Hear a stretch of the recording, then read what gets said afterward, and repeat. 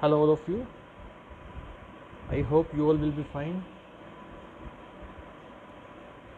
Today we will start lecture number 1 for metal ligand bonding in transition metal complexes. It is for semester 5th of BSc third year. देखिए 1823 में Werner theory आई थी। Werner ने coordination compounds पर काफ़ी काम किया और उसके लिए उन्हें नोबेल प्राइज़ मिला। इनके बाद सिजविक ने क्या कहा कि लिगेंड्स जो हैं लोन पेयर ऑफ इलेक्ट्रॉन्स के थ्रू इंटरेक्ट करती हैं विद द मेटल एटम्स और मेटल आयंस। इनके बाद एक वैलेंस बॉन्ड थ्योरी आई मेटालिक बॉन्ड को लेकर के बाय लाइनस पॉलिंग इन 1931। एक वैलेंस बॉन्ड थ्योरी और है जो ल्यूइस ने दी थी केमिकल बॉन्डिंग में, तो ये उससे अलग है। उसके बाद आई थी क्रिस्टल फील्ड थ्योरी। तो हमारा जो सिलेबस है उसमें वैलेंस बॉन्ड थ्योरी नहीं है, क्योंकि आप पिछले सेमेस्टर्स में उसे पढ़ चुके हैं। हमें करनी है उसकी लिमिटेशंस, और साथ ही साथ उसके बाद जो इम्पोर्टेंट थ्योरी है वो है क्रिस्टल फील्ड थ्योरी, जिसके बारे में हम ज़्यादा डिस्कस करेंगे, जहाँ से काफ़ी क्वेश्चंस भी आपको मिलने वाले हैं एग्ज़ाम्स में। हाँ, नोबेल प्राइज़ के बारे में एक बात बता देता हूँ कि ये अल्फ्रेड नोबेल के नाम पे नोबेल प्राइज़ शुरू हुए थे। उन्होंने डायनामाइट की खोज की थी, और मैथ्स में नोबेल प्राइज़ नहीं मिलता है। उसका कुछ विशेष कारण है, वो मैं फिर कभी आपको बताऊंगा। तो इसके बाद आती हैं limitations of valence bond theory. तो इसमें आप देख सकते हैं, पहली है it gives qualitative idea only. देखिए मैं आपको बता देता हूँ, वैलेंस बॉन्ड थ्योरी में जो पोलिंग थे उन्होंने क्या किया, एक्सपेरिमेंटल डाटा लिया, या ये कह लीजिए मैग्नेटिक मोमेंट मेजरमेंट डाटा उन्होंने लिया, और इस डाटा के बेस पर उन्होंने नंबर ऑफ अनपेयर्ड इलेक्ट्रॉन्स निकाल दिए। ये बेस है इस थ्योरी का। अनपेयर्ड इलेक्ट्रॉन्स निकल गए तो आप कह सकते हैं क्वालिटेटिव काम हो गया, क्वालिटी आ गई, क्योंकि अनपेयर्ड इलेक्ट्रॉन्स निकलने के बाद हाइब्रिडाइजेशन भी आसानी से निकल जाएगी और साथ ही साथ स्ट्रक्चर भी डिटरमाइन हो जाएगा। तो काम तो बढ़िया किया इन्होंने, लेकिन कुछ एक्सेप्शनल केसेस आ गए जिनकी वजह से लिमिटेशंस बन गई। जैसे एक कंपाउंड है, एक कॉम्प्लेक्स है, कॉपर अमोनिया 4 होते हैं और +2 होता है, +2 है ऊपर चार्ज, ठीक है। तो देखिए कॉपर +2 में जब रहेगा, +2 चार्ज है, अमोनिया तो 0 चार्ज रखता है, ठीक है। तो कॉपर +2 में है, तो आप जब फिल करेंगे इलेक्ट्रॉन्स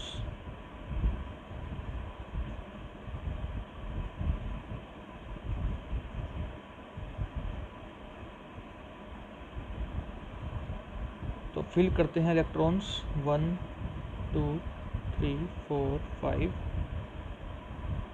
6 7 8 9 10 नहीं आएंगे, 9 आएंगे, ठीक है। कॉपर +2 है, तो देखिए कॉपर की जो कॉन्फ़िगरेशन होती है वो होती है 4s2 3d9 या 3d10 4s1। तो उसमें से 2 इलेक्ट्रॉन निकल चुके हैं, तो इस वजह से यहाँ पर इलेक्ट्रॉन नहीं आएगा। ये इलेक्ट्रॉन मैं रब कर देता हूँ। तो टोटल मैंने इलेक्ट्रॉन दिखाए यहाँ पर 3d9, ये 3d है, ये 4s है, ये 4p है। 3d में मैंने 9 इलेक्ट्रॉन्स दिखाए हैं। तो देखिए उन्हें पता चल गया पोलिंग को मैग्नेटिक मोमेंट से। मैग्नेटिक मोमेंट का फॉर्मूला होता है ना, mu is equal to √n × n+2। यहाँ से उन्हें n निकाल लिया उन्होंने, म्यू उन्हें पता चल गया, n उन्होंने निकाल लिया, नंबर ऑफ अनपेयर्ड इलेक्ट्रॉन्स पता चल गए। उन्हें पता चल गया एक अनपेड इलेक्ट्रॉन होना चाहिए, तो उन्होंने दिखा दिया यहाँ पर। ठीक है, इस तरह से बहुत सारे कॉम्प्लेक्सेस है, करके देखिएगा। तो यहाँ से फिर उन्होंने बता दिया कि ये तो sp3 है, उन्होंने अंदाज़ा लगा लिया। ज़्यादातर कॉम्प्लेक्सेस में तो सही बैठ गया, लेकिन यहाँ पे गड़बड़ हो गई, क्योंकि sp3 का मतलब टेट्राहेड्रल, बट एक्सरे डिटर्मिनेशन जब किया गया इस कॉम्प्लेक्स का, तो पता चला कि ये तो स्क्वायर प्लेनर है। मैग्नेटिक मोमेंट का डाटा जो था वो तो सही था, नंबर ऑफ अनपेयर्ड तो एक ही है, लेकिन एक्सरे डिटर्मिनेशन से पता चला कि ये तो स्क्वायर प्लेनर है, तो गड़बड़ हो गई। ठीक है, सारा मैंने रब कर दिया अभी। तो स्क्वायर प्लेनर कैसे हो सकता है? जब DsP2 हो, हाइब्रिडाइजेशन DsP2 हो जाए। तो इसको दोबारा अगर मैं बनाऊं, ये 5 थे, फिर ये है, फिर ये 4p है, और इलेक्ट्रॉन्स हमारे पास 1 2 3 4 5 6 7 8 और 9 थे। तो DsP2 अगर करना है तो एक ये D लेंगे और एक S लेंगे और 2 P ले लेंगे, यानी कि इस इलेक्ट्रॉन को यहाँ भेज दीजिए, यहाँ से इसको रब कर दो। ठीक है, और क्या करेंगे अब, यहाँ एक इलेक्ट्रॉन भेज दिया लास्ट में। लेकिन अगर ये होगा तो इसका मतलब, क्योंकि ये लास्ट ऑर्बिटल में इलेक्ट्रॉन है, तो इसका मतलब ये रिड्यूसिंग नेचर इसको शो करना चाहिए, जो कि ये शो नहीं करता, तो फिर से कुछ गड़बड़ी आ गई। ठीक है, अब एक्सरे डिटर्मिनेशन से क्या पता चला था, एक्सरे डाटा से पता चला स्क्वायर प्लेनर होना चाहिए। स्क्वायर प्लेनर बनाने की कोशिश करी तो गड़बड़ी आ गई कि रिड्यूसिंग करैक्टर होना चाहिए, वो भी नहीं था इसके पास। तो क्या करना पड़ेगा, इस इलेक्ट्रॉन को वापस यहीं रखो, इसको वापस यहीं रखते हैं, दोबारा बनाता हूँ। ये 3D के बनाए मैंने, इलेक्ट्रॉन भर दो, 1 2 3 4 5 6 7 8 9 थे ना, 9 भर दिए, 4s खाली रखा, 4p के बनाए 3 ऑर्बिटल। अब बनानी है DsP2, तो sp2d बना दो। ठीक है, एक s ले लेते हैं, sp2 ये वाले ले लो, और आगे 4d जो है हमारे पास उसका एक d ले लो, तो ये बन जाएगी। इस तरह से लास्ट में इसको सोल्व किया, स्क्वायर प्लेनर भी बनाया। देखिए, एक अनपेयर्ड तो सही था ना, जो मैग्नेटिक मोमेंट डाटा से उसने अनपेयर्ड इलेक्ट्रॉन निकाला वो तो सही था, पोलिंग ने जो काम किया वो सही किया, लेकिन कुछ चीज़ें वो रह गई। तो इसलिए आपको तो एग्जांपल देने की ज़रूरत नहीं, मैंने वैसे समझा दिया, लेकिन ये था इसका मतलब कि क्वालिटेटिव डाटा दिया, एक्सप्लेन नहीं किया, इलेक्ट्रॉनिक स्पेक्ट्रा एक्सप्लेन नहीं करा। ठीक है, इलेक्ट्रॉनिक स्पेक्ट्रा क्या है, जैसे किसी आदमी का जो DNA है या उसका जो फिंगरप्रिंट है वो उसका अपना है, उस जैसा फिर कोई और नहीं। ठीक है, सभी जितने भी लोग हैं इस धरती पर, सभी का जो DNA है अलग है, फिंगरप्रिंट अलग है, कुछ अंश उसके मिल सकते हैं उस इंसान के बच्चों में आगे, लेकिन पूरा नहीं। ठीक है, फिंगरप्रिंट सबके अलग होते हैं, इसी तरह से इलेक्ट्रॉनिक स्पेक्ट्रा भी इनका अलग होना चाहिए, लेकिन ये एक्सप्लेन नहीं कर पाया। This theory states that magnetic movement of a complex is because of magnetic field generated due to the spin of electrons. इस थ्योरी ने कहा था कि मैग्नेटिक मूवमेंट जो है वो स्पिन ऑफ इलेक्ट्रॉन्स की वजह से है, जबकि मैं आपको बता देता हूँ कि जब न्यूक्लियस के अराउंड इलेक्ट्रॉन चक्कर काटे जाता है तो इसको बोलते हैं ऑर्बिटल मोशन, है ना, क्योंकि वो ऑर्बिट में घूम रहा है, तो ऑर्बिटल मोशन, साथ ही साथ वो अपनी धुरी यानी अपनी एक्सिस पर भी चक्कर काट रहा है, पृथ्वी की तरह, जैसे पृथ्वी सन के चक्कर काटती है और अपनी धुरी पर भी घूमती रहती है, जिसकी वजह से दिन रात होते हैं। उसी तरह से इलेक्ट्रॉन भी यहाँ पर घूमता रहेगा, फिर आगे बढ़ेगा, घूमता रहेगा, लेकिन न्यूक्लियस के भी चक्कर काट रहा है। ठीक है, तो इन्होंने केवल स्पिन ऑफ इलेक्ट्रॉन की बात करी, ऑर्बिटल मोशन को भूल गए, तो ये भी इनकी एक वीकनेस निकली। It fails to explain why metal ion in same oxidation state in one complex behave as low spin but in other complex it behaves as high spin. Low spin complex और high spin complex की बात ये बता ना पाए, यानी कि आगे आने वाली थ्योरीज में पता चल जाएगी। लो स्पिन कॉम्प्लेक्स क्या होता है? जिसमें पेयरिंग हो जाए। देखो ये मैंने ऑर्बिटल बनाए 1 2 3, फोर्थ इलेक्ट्रॉन या तो ऊपर चला जाएगा या यहाँ पेयर हो सकता है। आपने 11th 12th में पढ़ा होगा थोड़ा, ठीक है। ये जो पेयरिंग हो रही है ना, इसको बोलेंगे कि लो स्पिन कॉम्प्लेक्स बन गया। इलेक्ट्रॉन नीचे ही रह गया तो लो स्पिन, ऊपर चला गया तो हाई स्पिन। ये चीज़ ये थ्योरी बता नहीं पाई। आगे देखिए, it does not provide any information about strong and weak field ligands. High spin low spin complex ही नहीं बता पाई तो साथ ही साथ स्ट्रॉन्ग और वीक फील्ड के बारे में भी कुछ नहीं बता पाएगी, ठीक है। ये भी एक लिमिटेशन बन गई। Tetrahedral and square planar structures of coordination complexes में नहीं बता पाई कि कौन सा टेट्राहेड्रल होगा, कौन सा स्क्वायर प्लेनर है। लिगेंड तो दोनों में 4 ही रहते हैं। अभी एक एग्जांपल बताया आपको मैंने, इन्होंने उसे टेट्राहेड्रल कहा, निकला वो square planar. It does not explain relative stability of complexes of transition metals with different types of ligands. अलग अलग लिगेंड्स के साथ कॉम्प्लेक्सेस की स्टेबिलिटी भी अलग अलग होगी। स्ट्रॉन्ग फील्ड के साथ कुछ और होगी, वीक फील्ड के साथ कुछ और होगी, तो नहीं बता पाए। It does not explain why a large number of transition complexes are coloured. Colour के बारे में जानकारी नहीं दे पाए, क्यों कलर्ड है। तो इस तरह से काफ़ी सारी लिमिटेशंस आपके सामने आई। आप एटलीस्ट 6 याद कर लीजिएगा। तो इसमें लिमिटेशंस थी तो नई थ्योरी का आना लाजमी था, और उसका नाम है क्रिस्टल फील्ड थ्योरी।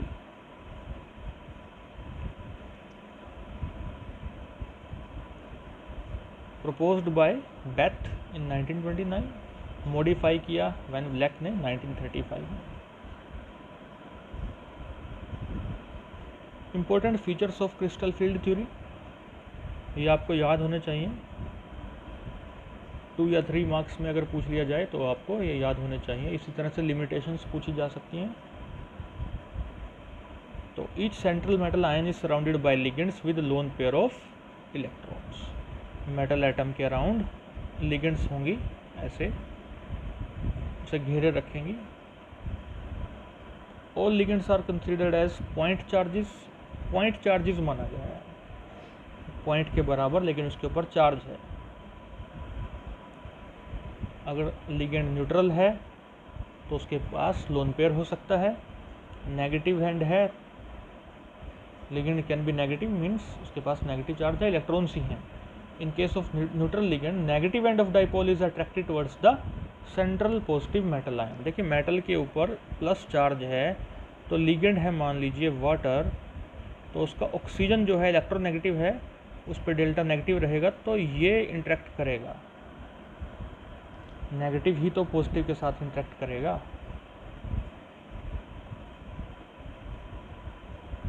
ठीक है। इसको रब कर देते हैं।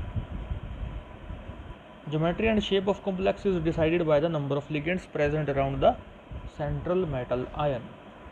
देखिए सेंट्रल मेटल आयन के अराउंड अगर 4 लिगेंड्स हैं इस शेप में, तो हम कहेंगे स्क्वायर प्लेनर है। इस शेप में होगी तो टेट्राहेड्रल है, और अगर ये 6 कर दूं मैं तो हम बोलेंगे ऑक्टाहेड्रल है।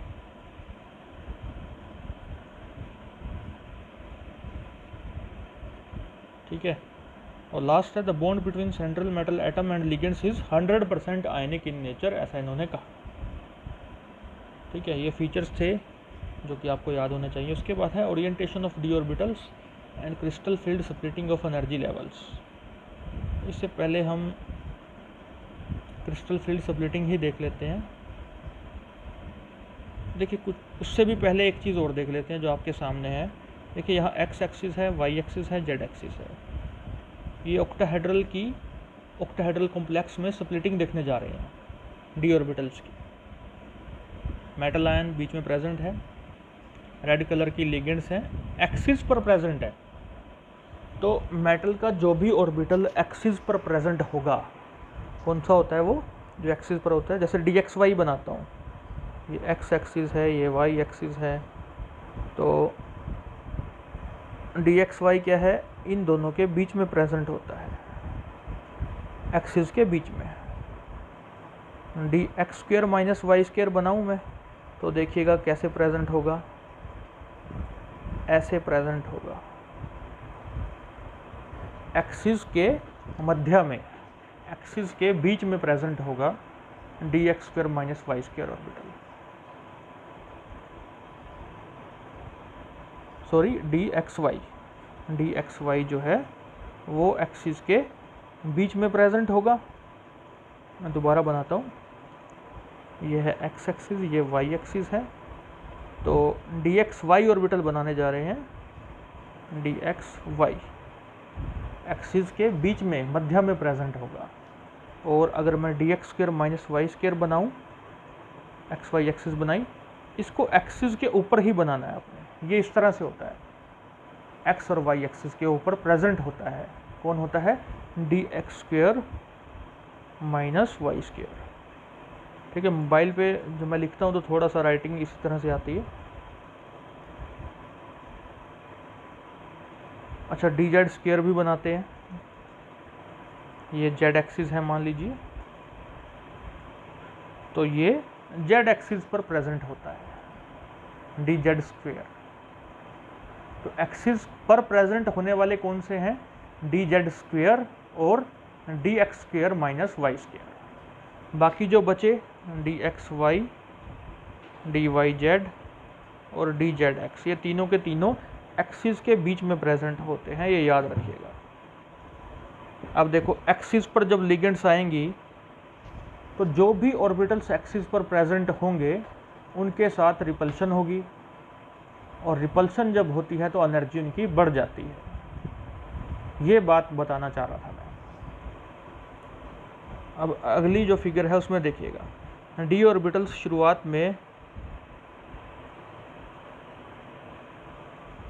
डी ऑर्बिटल्स यहाँ पर देखिए, gas free gaseous metal ion है यहाँ पर, और यहाँ पर डी ऑर्बिटल्स जो है डीजेनरेट हैं, एनर्जी उनकी बराबर है और काफ़ी कम है।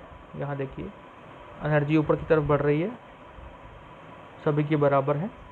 जैसे जैसे लिगेंड अप्रोच करना शुरू करते हैं मेटल की तरफ, एनर्जी थोड़ा बढ़ने लगती है। देखिए यहाँ पर भी डीजेनरेट हैं बट एनर्जी बढ़ चुकी है।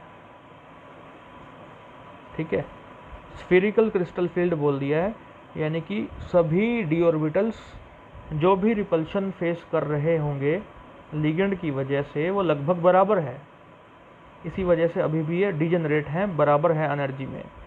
जब मेटल के करीब पहुंच गए लिगेंड्स, तब क्या होगा, इसको मैं इरेज कर देता हूं। देखिए अगर पीछे जाएं हम तो लिगेंड्स एक्स और वाई एक्सिस या जेड एक्सिस पर आने लग रही हैं, तो क्या होगा, लिगेंड्स मेटल के पास पहुंचने लग रही हैं। तो जो जो ऑर्बिटल्स लिगेंड्स के direct face to face contact में आएंगे उनकी एनर्जी बढ़ जाएगी, और वो कौन से हैं अभी बताया आपको, D X square minus Y square and D Z square, ये हैं वो, D X square minus Y square and D Z square. Energy कितनी बढ़ गई इनकी, +6 डी क्यू। और नीचे वाले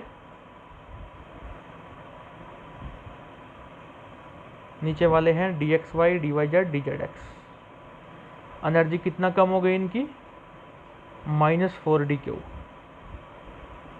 ठीक है, ये ध्यान में रखिएगा।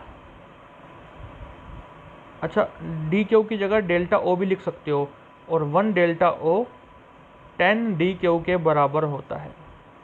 1 डेल्टा ओ 10 डी क्यू के बराबर होता है।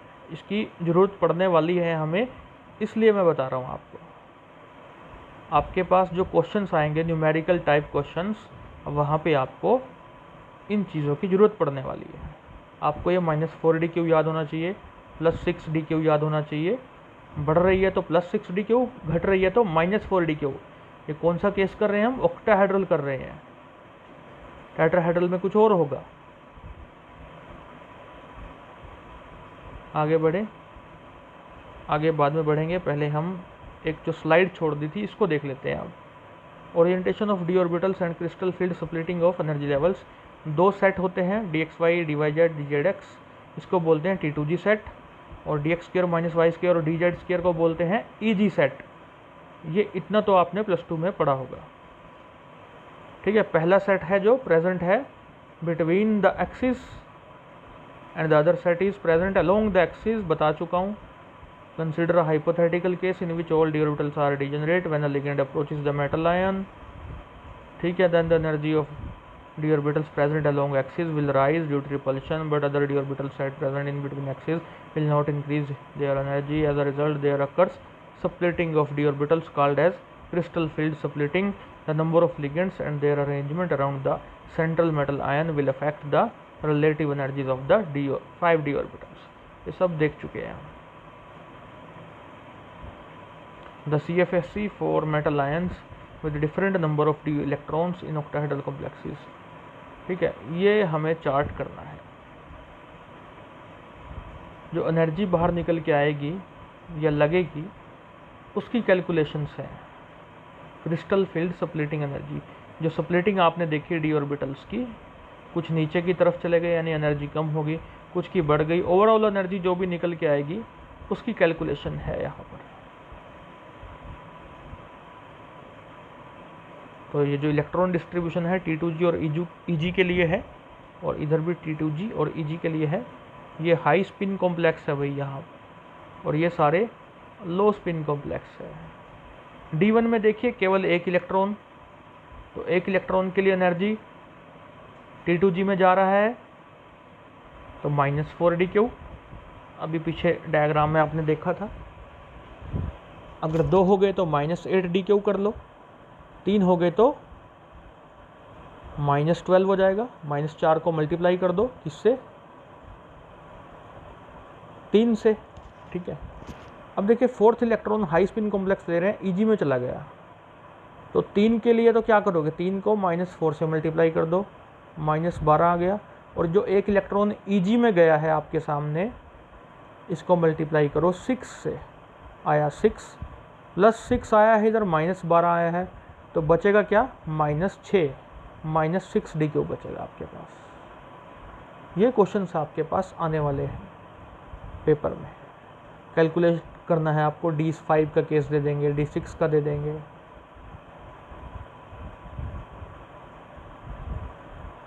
तो इसी तरह से हम अब राइट साइड देखते हैं, यानी कि ये वाले लो स्पिन कॉम्प्लेक्स देखते हैं जहाँ पेयरिंग हो जाएगी। यहाँ एक पेयरिंग होगी तो P लगा दिया, 2 पेयरिंग होगी तो 2P लगा दिया, अब 3 पेयरिंग हो गई तो 2P ही लगा। ये क्वेश्चन है। अब इसके साइड में यहाँ देखिए D6 का हाई स्पिन का केस देखो, 6 इलेक्ट्रॉन भरने लग रहे हैं।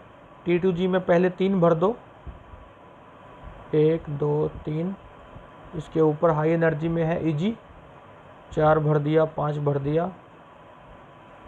ठीक है भाई, अब छठा कहाँ जाएगा, अपने आप यहाँ चला जाएगा। छठे की जो पेयरिंग है पहले के साथ हो गई, अपने आप हो गई हाई स्पिन में, हमें कोई बाहर से एनर्जी नहीं लगानी पड़ी, पेयरिंग अपने आप हो गई। तो एक पेयरिंग तो अपने आप हो रही है, करनी कितनी है, इसकी और इसकी, 2 और करनी है, तो इसलिए यहाँ पे क्या लगेगा, 2P लगेगा बच्चों। तो इसी तरह से आप बाकी कैलकुलेशन भी करके देखिएगा। जैसे एक क्वेश्चन है इस तरह से आ सकता है आपके पास, CFSC निकालो for the complex given below, that is Fe water 6 3+। ये आपके सामने एक कॉम्प्लेक्स दे रखा है, इसके लिए आपको CFSC निकालना है, क्रिस्टल फील्ड स्प्लिटिंग एनर्जी निकालना है। देखिए वाटर के ऊपर तो कोई चार्ज होता नहीं, तो यानी कि आयरन की स्टेट में है, यहाँ सीधा +3 स्टेट में है, और +3 स्टेट के लिए ये बनेगी आपकी कन्फिग्रेशन 3d5। तो ये रहे आपका T2G सेट, और ऊपर रहा आपका EG सेट, यानी ये DXY DYZ DZX है, ये DX² -Y² और DZ² है। 5 के 5 भर दो, 1 2 3 4 5। हाँ, सवाल ये उठता है कि लो स्पिन कॉम्प्लेक्स क्यों नहीं है? क्योंकि water is a week ligand, water is a week ligand, आप याद रखिएगा, water is a week ligand.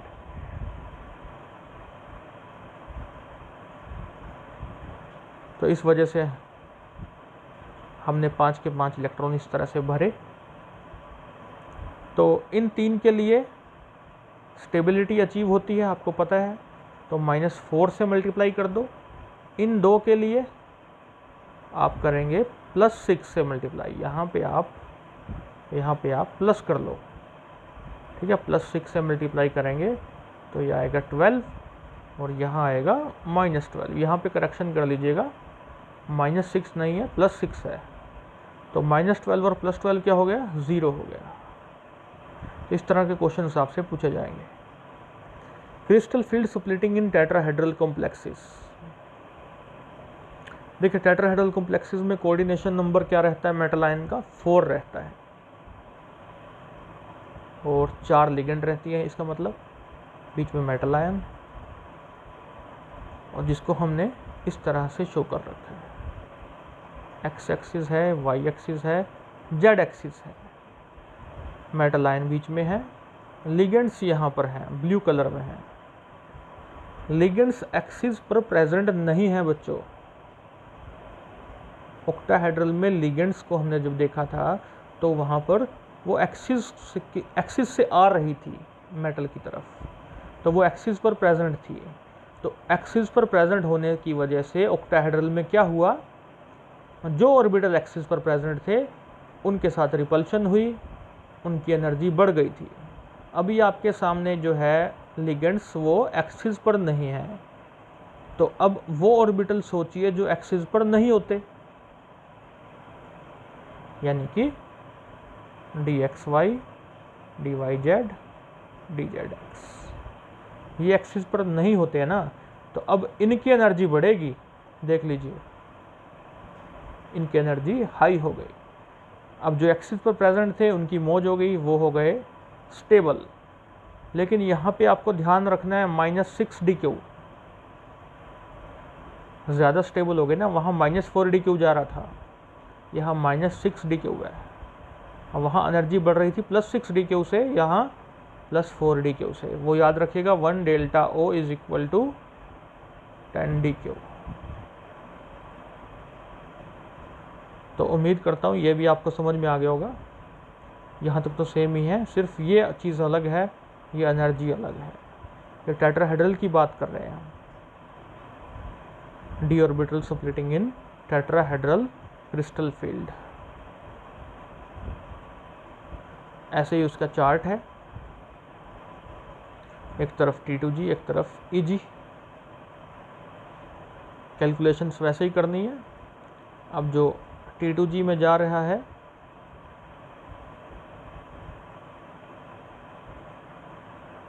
अब ये चल नहीं रहा, हाँ ठीक है।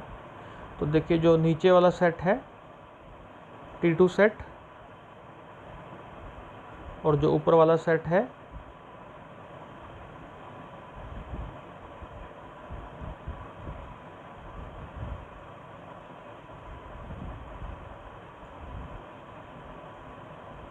तो यहाँ पर आप देखेंगे कि जो D1 है उसमें केवल एक ही इलेक्ट्रॉन प्रेजेंट होगा,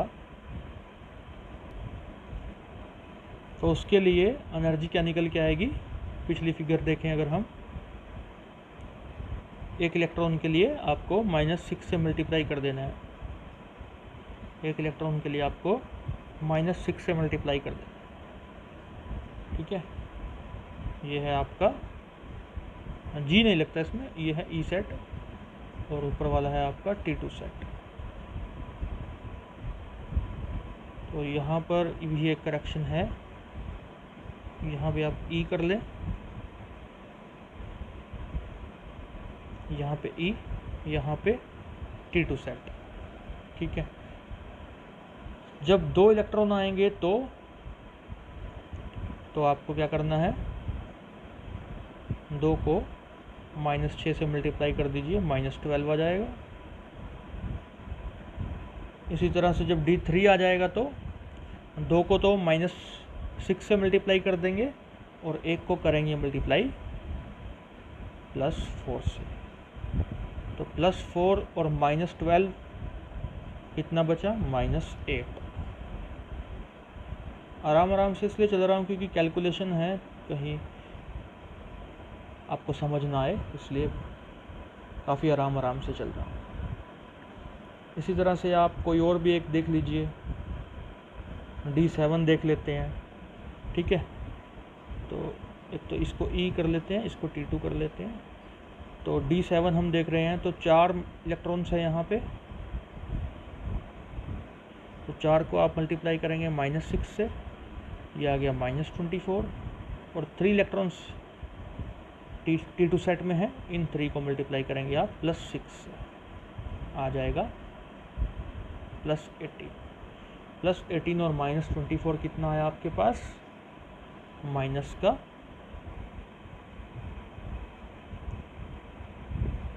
आना चाहिए।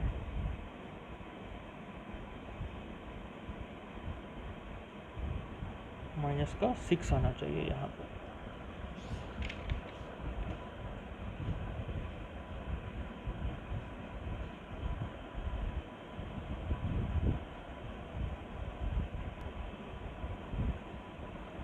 कि -6 नहीं आएगा यहाँ, क्योंकि ये 4 है, 4 3 12 हो जाएगा। अब आप देखिए 12 और -24 का क्या आया?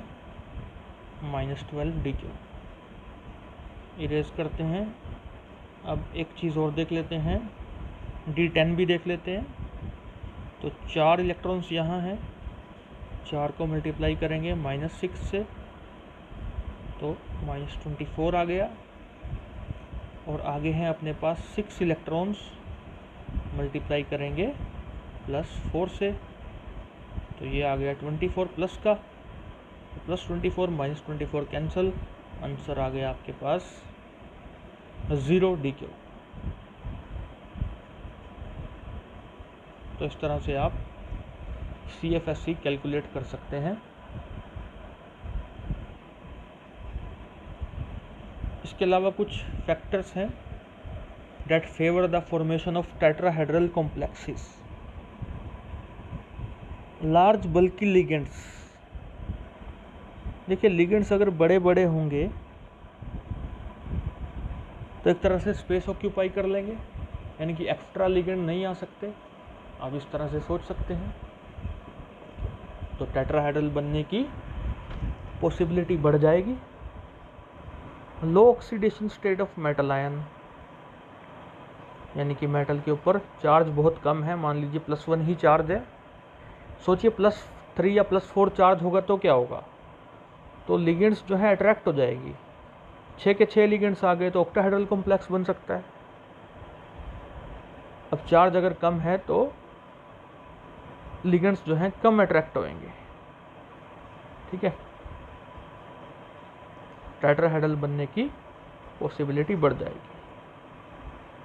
अगली बात की है वीक लिगेंड्स। लिगेंड्स जो हैं वीक हैं, कमज़ोर हैं।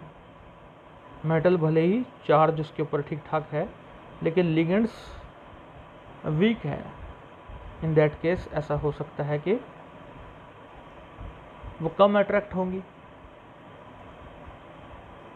तो इसलिए टेट्राहेड्रल बनने की पॉसिबिलिटी बढ़ जाएगी। और लास्ट में एक चीज़ आप याद रख सकते हैं कि D0, D5, D10 कॉन्फ़िगरेशन वाले जो मेटल आयंस होते हैं वो क्या बनाना चाहते हैं? टेट्राहेड्रल कॉम्प्लेक्सेस बनाना चाहते हैं।